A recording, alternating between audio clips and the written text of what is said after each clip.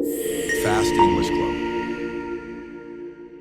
Hey Alex, have you noticed how much our English has improved over time?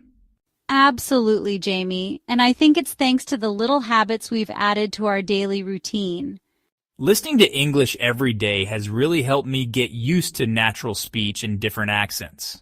I start my mornings with a short podcast to kickstart my day, and even 10 minutes can make a big difference.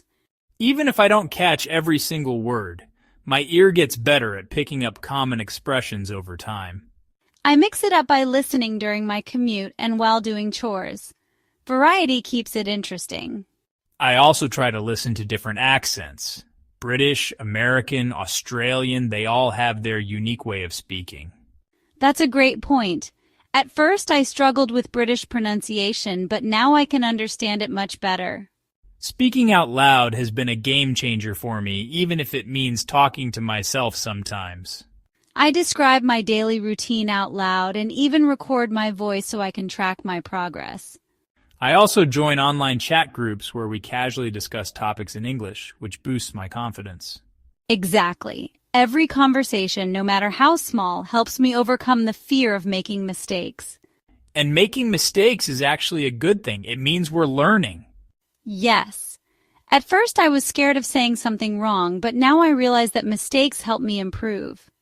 Reading in English daily has also been super helpful for expanding my vocabulary. I love reading short articles about travel or technology and jot down new words in my notebook.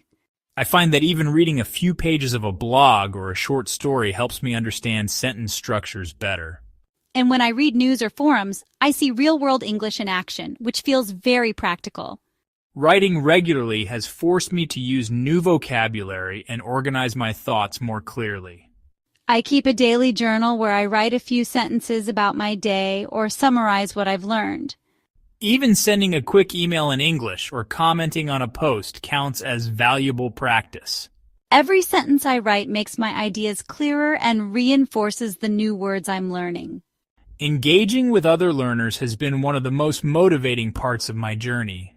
I join language exchange groups online where we share tips, set goals, and encourage others.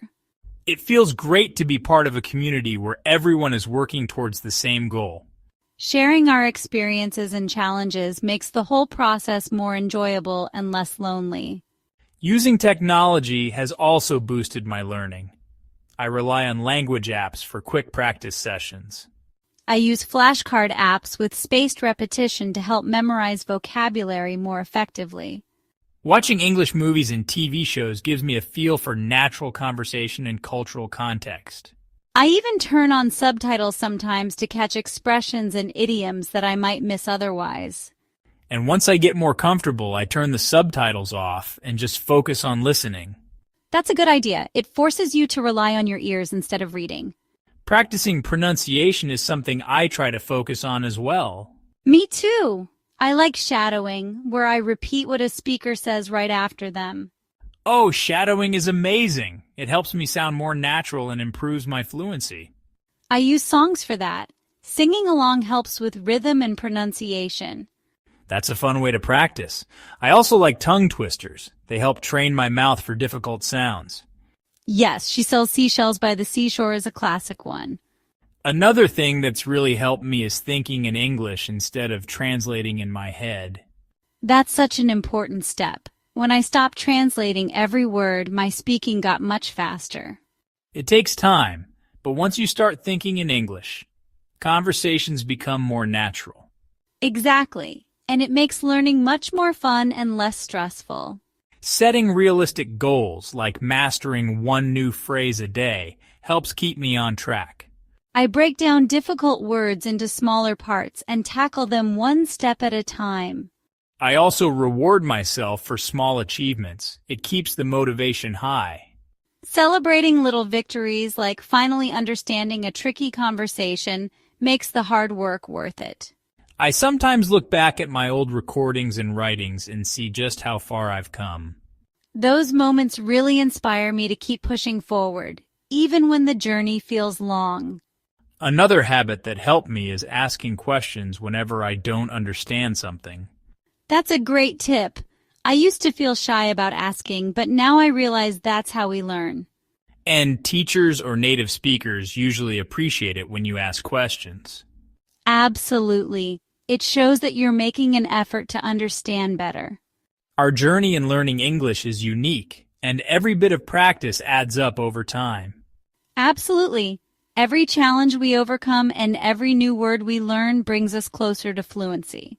I hope these tips inspire others to try new habits and enjoy the process of learning English. Keep experimenting with different strategies and remember, it's all about consistent practice and a positive attitude.